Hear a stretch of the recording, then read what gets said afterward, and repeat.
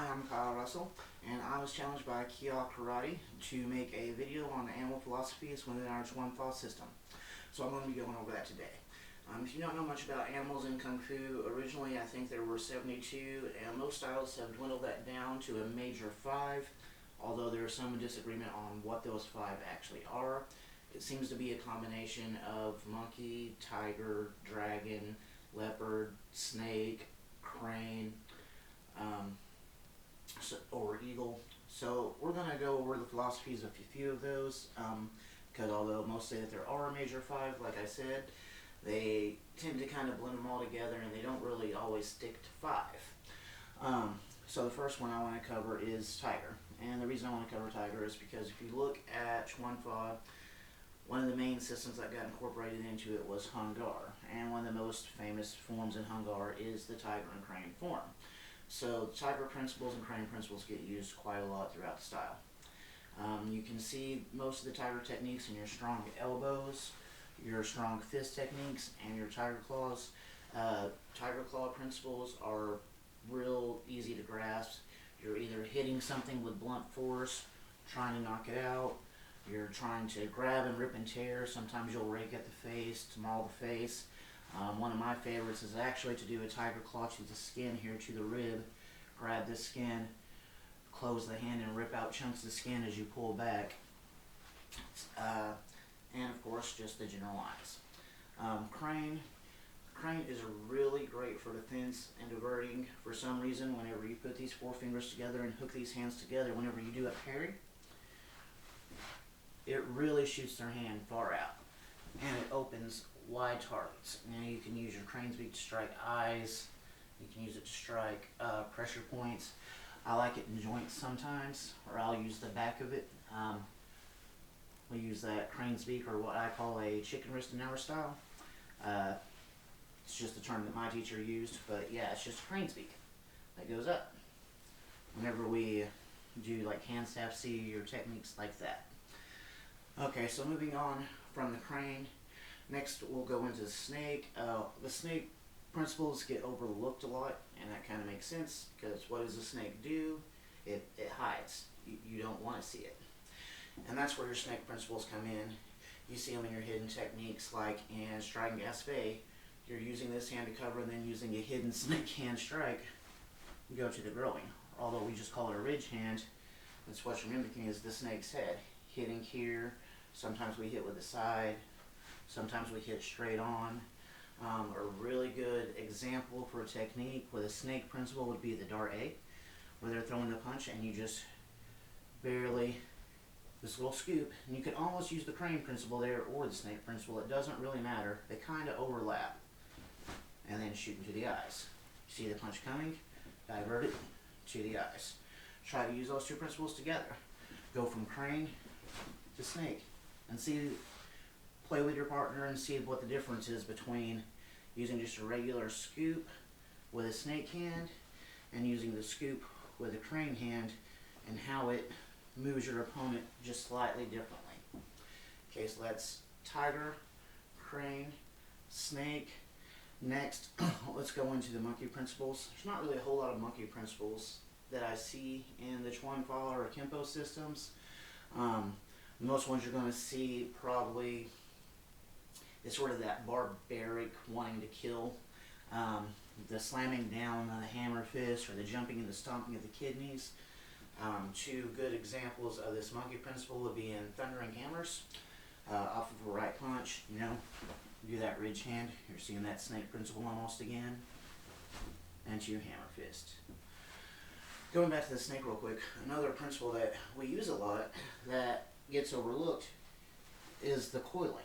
Someone throws a punch, we coil. If they throw a left punch per se, and we reach and we grab the hand and we grab the back of the hair, we coil them up. Using those coiling techniques, we create a lot of locks and a lot of holds, to where, like a boa, we wrap them up and then hold them in a place to control them until we can do whatever we want to do with them. Okay, so as I was saying, back onto the monkey principles. You've got these slams with a hammer fist, and that would be your normal fist pounding, 8 pounding, or like in Leave of Death. If you look at that technique, it's off of a punch where you're swiping up, back fist to the ribs, throw, and you've got this high jump and stomp down on the kidneys. And those high jumps, that would be using a bit of the monkey principle, trying to throw your whole body and everything into one attack in a very primitive manner.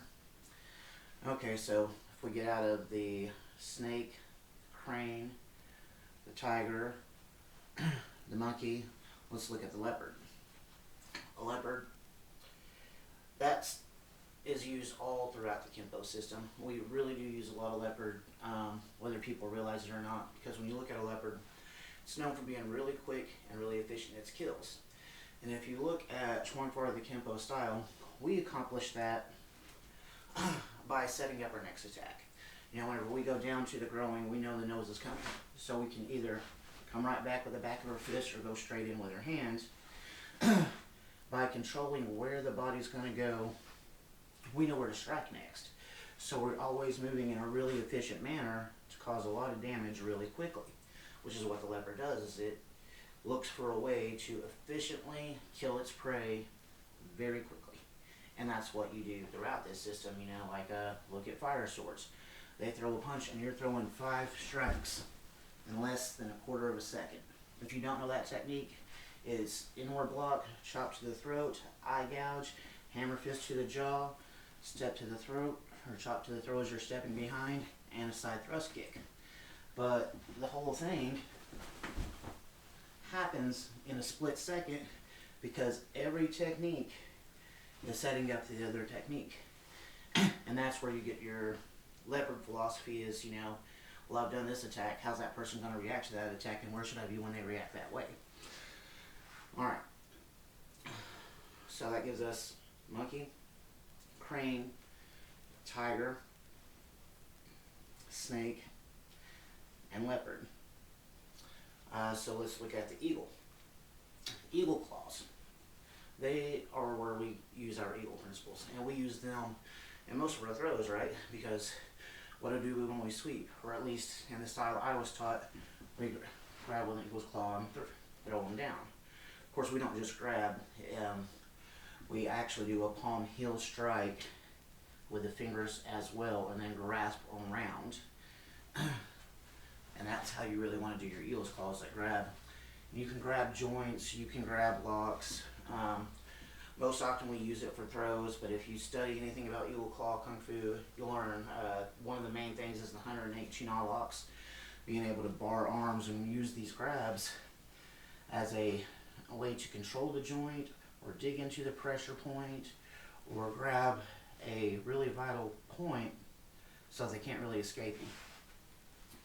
Okay, so our last one that I'm going to cover today is the dragon, because it's used in almost every style, and dragon is a mystical creature. It's not really a dragon, they're just meant to be mystical and beautiful. So what is dragon in a style? Well, what that means is that you can move from one system to the next fluently and easily.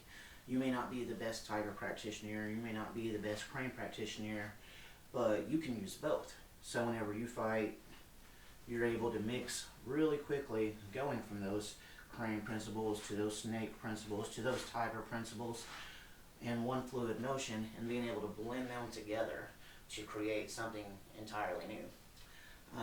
And that's where you get your dragon principles. Anyways, those are the animal philosophies as I understand them. I hope you enjoyed it. Thanks to Keyal Karate for issuing me this challenge. I have my own challenge to Roger Grimes coming up, the 30 forms in 30 days.